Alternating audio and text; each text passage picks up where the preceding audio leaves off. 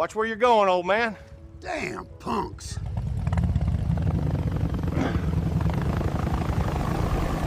Biker shoved an 84-year-old veteran. 30 minutes later, a Black Hawk unit landed outside the bar. The world swam back into focus with the acrid smell of stale beer and exhaust fumes. Arthur Jenkins, a man whose hands had once deftly repaired the roaring engines of Sherman tanks under fire, now struggled to push himself up from the grimy sidewalk. The laughter from the bar, a casual, unthinking cruelty, stung more than the throbbing in his hip. His assailant, a burly man with a scorpion tattooed on his neck, gestured dismissively towards Arthur before turning back to his companions, resuming a loud, boastful conversation. They were a wall of leather and denim, radiating an aura of casual menace that kept the other patrons of the Rusty Mug and the few passers-by at a careful distance. Arthur's gaze fell upon the squashed loaf of sourdough, its crust dirtied, its purpose denied. A wave of cold fury, sharp and unexpected, washed over him quickly, followed by a profound weariness. He'd seen worse, much worse in the Ardennes, in the mud and blood of places young men like this biker couldn't imagine. But this here on a sun-drenched American street felt different. This was a betrayal of something he thought he'd fought to protect. Slowly, methodically, he pushed himself to his knees, then with a grunt to his feet. His khaki trousers were torn at the knee, a fresh abrasion already beading with blood. He ignored it. With a steadiness that belied the tremor in his limbs, he bent down and picked up the ruined bread. He didn't try to dust it off. He simply held it for a moment, its weight a familiar comfort despite its sorry state. Then, turning his back on the bar and its oblivious occupants, he walked towards a weathered stone bench by the bus stop. He sat, placing the bread beside him. From his inside jacket pocket, he retrieved a battered military-issue-looking flip phone. It wasn't a smartphone, it was a tool old but reliable. He flipped it open. There was only one contact in its memory, a single entry he hadn't dialed in over a decade, Eagle 6. His thumb hovered over the call button. A deep breath. He pressed it. Arthur Jenkins was a creature of habit, his days structured by small rituals that provided comfort in his widower's silence. 84 years had etched themselves onto his face, carving lines of wisdom, sorrow, and a quiet resilience. Mornings meant a slow, deliberate walk from his modest two-bedroom apartment, a few blocks from the bustling main street to Henderson's Bakery for a loaf of their renowned sourdough. It was a small pleasure, the aroma of fresh bread, a nostalgic anchor to simpler times. His late wife, Martha, had loved that bread. He'd served his country for 30 years, not on the front lines with a rifle, but in the grease-stained vital heart of the Army's Mechanical Corps. Sergeant Arthur Jenkins had been the man who could coax life back into any engine whose ingenuity had kept tanks rolling and supply trucks moving through the worst conditions imaginable, from the frozen landscapes of Korea to the humid jungles of early Vietnam advisory missions. His medals, including a Bronze Star for meritorious service in a combat zone, earned when he'd ventured under heavy fire to repair a disabled personnel carrier, saving the infantry squad trapped inside, were tucked away in a cedar box at the bottom of his wardrobe, rarely seeing the light of day. He didn't talk about the war much. It was a lifetime ago, a different world. The current world mostly hurried past him, a blur of youth and technology he didn't quite belong to. The Rusty Mug was a blight on the otherwise gentrifying street, a notorious haunt for a local motorcycle club called the Desert Vultures. Arthur usually gave it a wide berth, But today, a delivery truck had blocked his usual path, forcing him closer to the bar's entrance, where the bikes were parked like metallic beasts of prey. He'd been careful, or so he thought, navigating the narrow gap, his mind perhaps on the errand on Martha, on the pleasant weight of the warm loaf in his hand. The accidental brush against the gleaming handlebar of the lead Harley was almost imperceptible, a slight snag of his jacket. The reaction, however, was anything but. The owner, the scorpion-tattooed man whose name he'd later learn was Mark "Spike" Kowalski, had exploded from his seat on the patio as if a grenade had gone off. "You blind old man!" he'd roared, his face contorted with an aggression far outweighing the minor incident. Before Arthur could utter a word of apology, the shove came, hard and unexpected, sending him sprawling. The indifference of the crowd, the snickers, the way people averted their eyes, that was the deeper wound. It was a casual cruelty, a dismissal of his age, his frailty, his very existence. As he sat on that stone bench, the ghost of Martha's disapproval mingling with the throb in his hip, Arthur knew he couldn't let it slide. It wasn't about revenge. It was about dignity. It was about a world that seemed to have forgotten the meaning of respect. The vultures prided themselves on their respect for their colors, their bikes, their brotherhood. But it was a selective, narcissistic respect. He reached for the old flip phone. Eagle 6 wasn't a complaint line. It was a lifeline, a relic of a past where loyalty and immediate action meant something. A past where he wasn't just an invisible old man. He pressed send. The inciting incident wasn't just the shove. It was his decision in that moment of profound disillusionment to remind the world in a very specific way that some debts of respect are never fully repaid. The call connected. No ringing, just a faint click, then silence. Arthur didn't speak. He didn't need to. The protocol was simple, established long ago for emergencies of a unique and sensitive nature. He held the open line for precisely 10 seconds, then ended the call. He slipped the phone back into his pocket. Now he waited. The throbbing in his hip had dulled to a persistent ache. His shoulder, where he'd tried to break his fall, was stiffening. A young woman with kind eyes and a stroller had paused a little way off, looking concerned, but the menacing presence of the desert vultures, still congregated by the bar's entrance, clearly deterred her from approaching.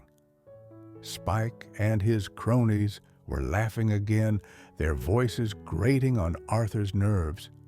One of them, a wiry man with a bandana, pointed towards Arthur and said something that made the group roar louder. Spike swaggered, basking in their approval, oblivious. Arthur focused on his breathing, a technique he'd learned to manage stress and pain.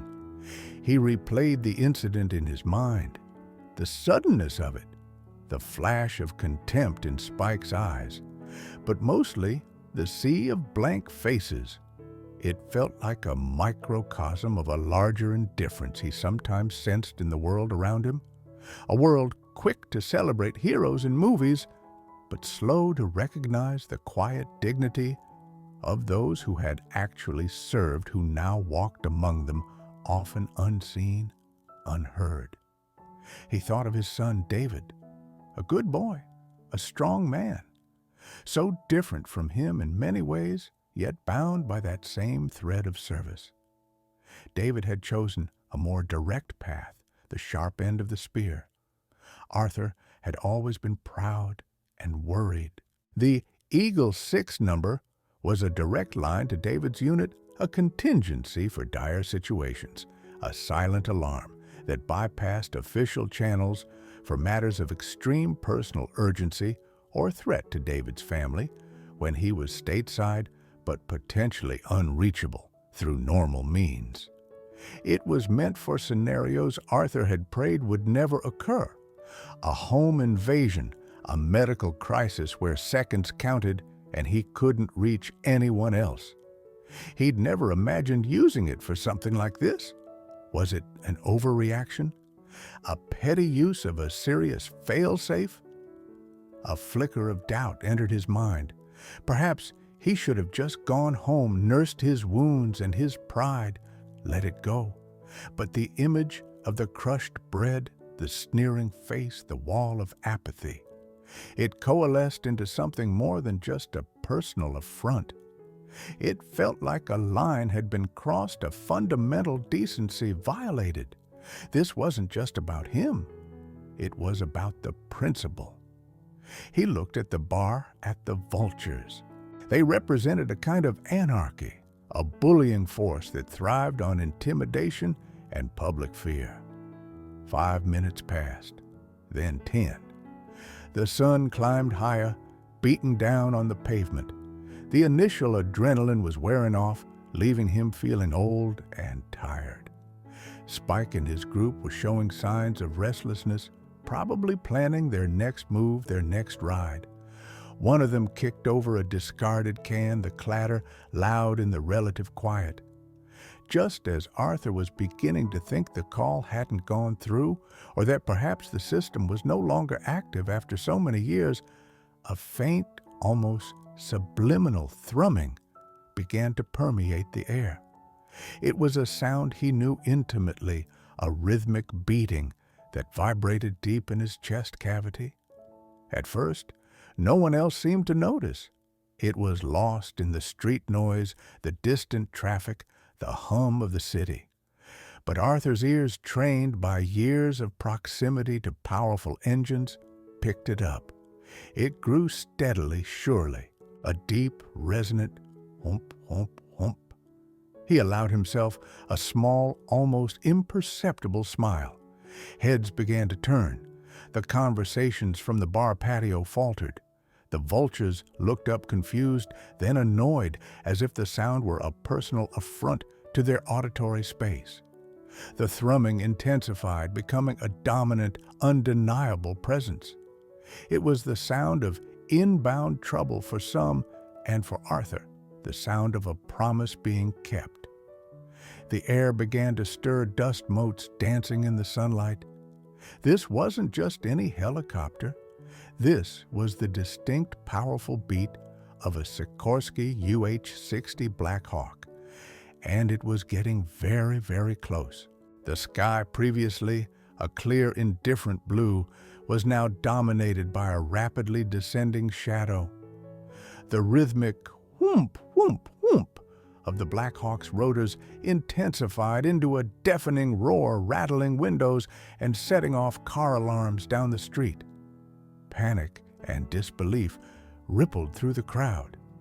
Patrons scrambled from the Rusty Mug's patio, knocking over chairs. Their earlier apathy transformed into wide-eyed fear. The desert vultures, moments before the cocks of the walk, now looked like startled deer, their bravado vanishing like morning mist. Spike's jaw, which had been set in a perpetual sneer, hung slack. As the Black Hawk, matte black and menacing, hovered expertly, its downdraft blasting discarded napkins and debris in a whirlwind, a sleek black Chevrolet Suburban with government plates and heavily tinted windows screeched to a halt directly in front of the bar. Its doors flew open, and 4 men in tactical gear, muted olive drab uniforms, body armor, helmets with communication headsets, emerged with a disciplined, almost balletic precision. They didn't draw weapons, but their presence, their calm, professional assessment of the surroundings was more intimidating than any overt threat. They moved to secure a perimeter, their eyes missing nothing.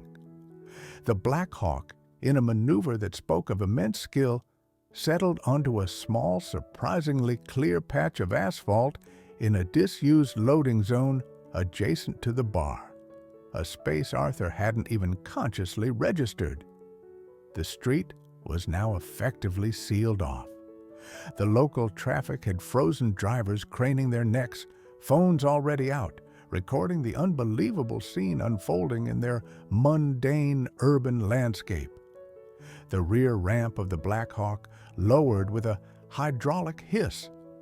From the shadowy interior, a figure emerged, silhouetted against the cabin lights. He was tall, clad in a flight suit that hugged an athletic frame, his movements economical and authoritative. He stepped onto the asphalt, his boots thudding with purpose, and surveyed the scene, his gaze sweeping past the stunned onlookers, past the now cowering bikers, and landing directly on the small upright figure of Arthur Jenkins, still seated on the stone bench. The man was around 50, his dark hair cut short, his face etched with the kind of authority that needed no introduction. As he strode forward, the tactical team members subtly adjusted their positions, creating a clear path. He moved with a focused intensity that parted the gawking crowd like the Red Sea. The noise from the idling helicopter was immense, yet a strange, localized silence seemed to envelop him and Arthur. He stopped directly in front of the bench. For a moment, the hard lines on his face softened a flicker of deep concern, almost anguish in his eyes. Then, in a gesture that sent a collective gasp through the onlookers, Commander David Jenkins, decorated leader of one of the U.S. Army's elite Special Forces units, knelt on the grimy pavement. He placed a hand gently on Arthur's arm, his voice, though low, cutting through the rotor wash. "Dad," he asked, his tone a mixture of filial concern and barely suppressed fury. "Are you okay? What happened here?" Arthur looked at his son, truly seeing him not just as David, but as the formidable man he had become. The world had just tilted on its axis. Arthur was no longer just a victim. He was the eye of a very unexpected storm. The point of no return had been decisively crossed, not with a shout, but with the focused arrival of overwhelming capability, all because an old soldier had made a call. The biker Spike looked as if he'd seen a ghost, a very heavily armed and clearly very angry ghost. Commander David Jenkins listened, his expression hardening with each word his father spoke. Arthur's account was brief, understated, yet the details of the shove, the public humiliation, and the pain in his father's voice painted a vivid picture. Arthur gestured subtly with his chin toward Spike, who was attempting to blend into the brickwork of the bar, his earlier arrogance replaced by a sickly pallor. David's gaze sharp and cold as a freshly honed knife shifted to the biker. It was a look that had unnerved, hardened insurgents in far-flung war zones. Spike visibly flinched. The four-man tactical team, operating with the unspoken synergy of long practice, moved with fluid purpose. They didn't rush, they didn't shout. Two of them formed a loose, inescapable cordon around Spike and his now petrified group of vultures, their mere presence a silent, overwhelming deterrent. The other two maintained wider situational awareness, their eyes constantly scanning, ensuring no external threats or interference. The message was clear. This situation was contained. "You," Commander Jenkins said, his voice calm, but carrying an unmistakable edge of command that brooked no argument. He rose to his full height and took a step toward Spike. "You're the one who thought it was a good idea to assault an elderly man, an 84-year-old veteran of the United States Army." Spike stammered, "Hey man, it was an accident. He bumped my bike. I didn't mean..." His voice trailed off under the commander's unblinking stare. The scorpion tattoo on his neck seemed to writhe as he swallowed hard. His companions, who minutes before had been laughing at Arthur's expense, now avoided eye contact with everyone, particularly Spike. Their loyalty, it seemed, was as shallow as their courage. The wail of approaching sirens began to cut through the air, a more familiar sound in this urban setting, yet now almost an afterthought to the dramatic military intervention. Local police cruisers, likely alerted by a flood of frantic 911 calls, describing a helicopter landing in the street, and armed men skidded to a halt a respectful distance away. Officers emerged, hands on their sidearms, their faces a mixture of confusion and apprehension as they took in the Black Hawk, the tactical team, and the imposing figure of Commander Jenkins. Arthur watched the scene unfold with a mixture of emotions. There was a grim satisfaction, yes, but also a growing unease.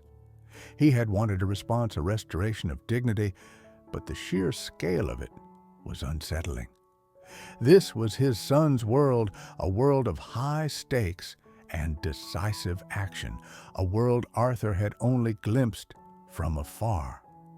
He hadn't intended to trigger a small military operation on a civilian street.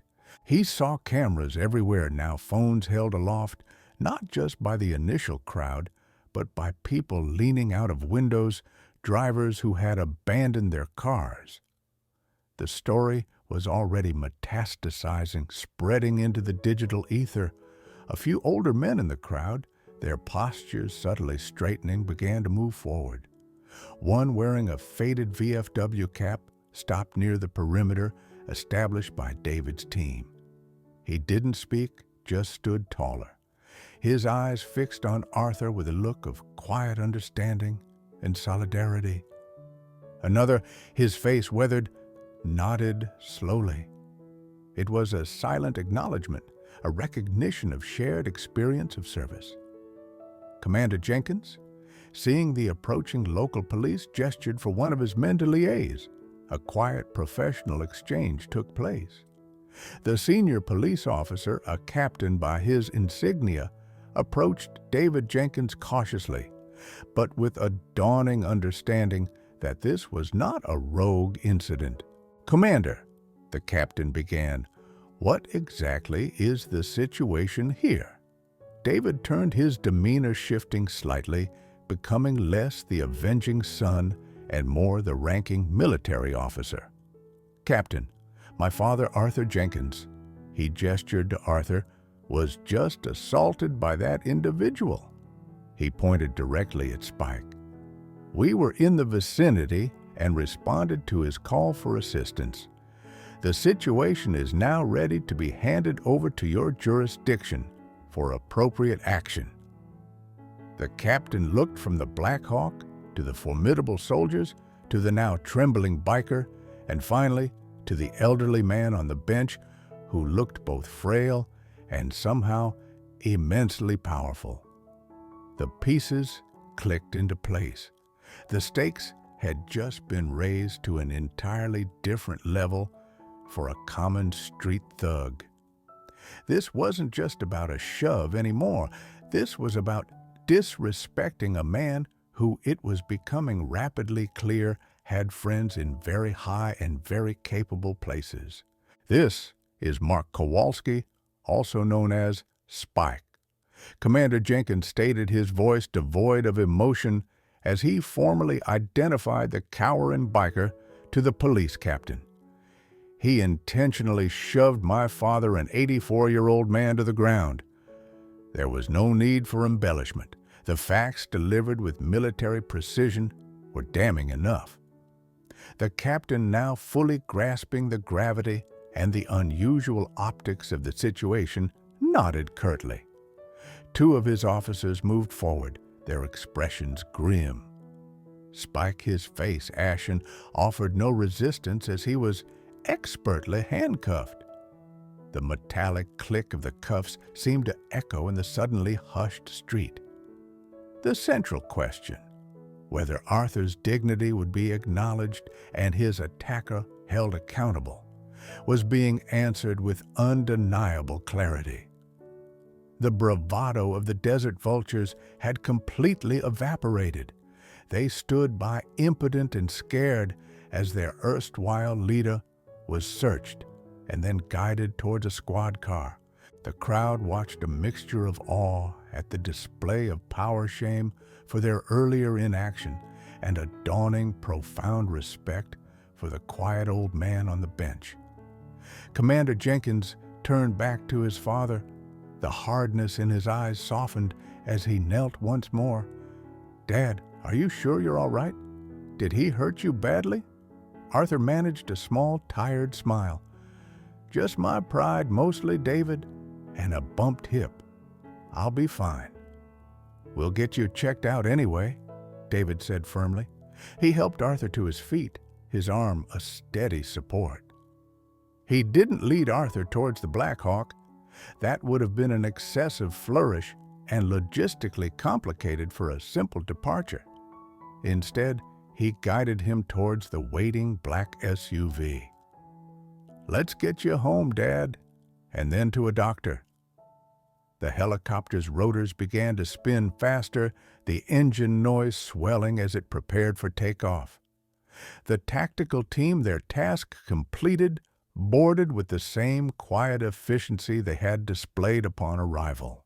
Within minutes, the Black Hawk lifted off, the thumping of its blades receding almost as quickly as it had appeared, leaving behind a street full of stunned witnesses and the flashing lights of police cars. The immediate aftermath was a whirlwind of activity. Police officers took statements from bewildered witnesses, many of whom were now eager to recount what they saw their earlier indifference conveniently forgotten. Cell phone footage of the Black Hawk's landing, Commander Jenkins' confrontation with Spike, and the biker's arrest was already flooding social media tagged with every conceivable hashtag. News crews alerted by the digital tsunami began to arrive, their vans double parking as reporters clamored for information. The Rusty Mug's owner emerged wringing his hands, attempting to explain his establishment's non-involvement to anyone who would listen, but the damage to his reputation and likely his business was already done. The city was buzzing. Arthur Jenkins, the quiet veteran, was suddenly the most talked-about man in town. His son drove him not home, but to a nearby clinic associated with the military base for a thorough checkup. X-rays revealed a bruised hip, but no fractures. As David filled out paperwork, Arthur sat quietly, the events of the past hour replaying in his mind. It was more than he'd bargained for, yet there was an undeniable sense of vindication. The story exploded. It wasn't just local news. National outlets picked it up, fascinated by the dramatic rescue and the image of a high-ranking officer coming to the aid of his elderly veteran father.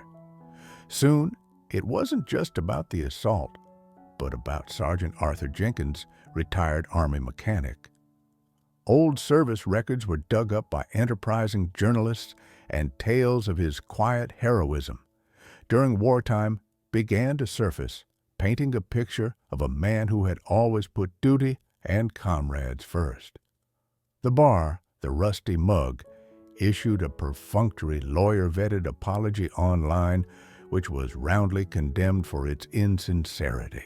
The mayor's office, sensing a potent human interest story and perhaps an opportunity for some positive civic PR, quickly made contact, proposing a public event to honor Arthur. At the ceremony, held a week later in the city's main square, a surprisingly large crowd gathered. Commander David Jenkins, in his dress uniform, stood beside his father. His speech was not about retribution, but about respect for elders, for veterans, for the quiet sacrifices made by a generation that asked for little and gave so much.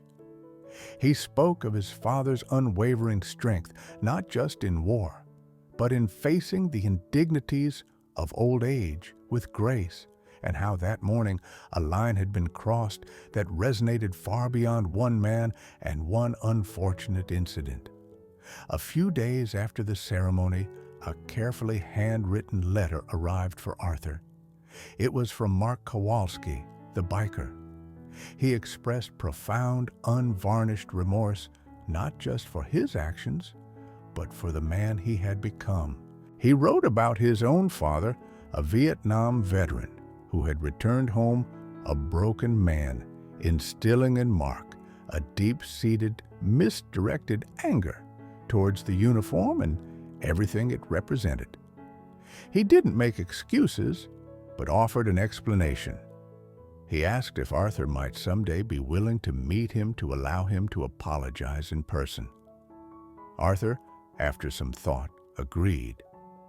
The meeting took place not in a formal setting, but quietly at a small park. Mark, stripped of his biker regalia, looked younger and vulnerable. He spoke of the shame he felt, the shock of the confrontation, and the dawning realization of how far he had strayed. He confessed he'd started therapy and had begun volunteering at a local VA outreach center, trying to understand the experiences of men like his father and like Arthur. Arthur listened patiently, offering not absolution, but understanding. He spoke of the complexities of service, the seen and unseen scars. Respect, Arthur told him gently, isn't a patch you wear, son. It's something you earn every day by how you treat others. You've made a bad mistake. Now you have a chance to make amends, not just to me, but to yourself. 6 months later, the corner where Arthur had been shoved was subtly changed.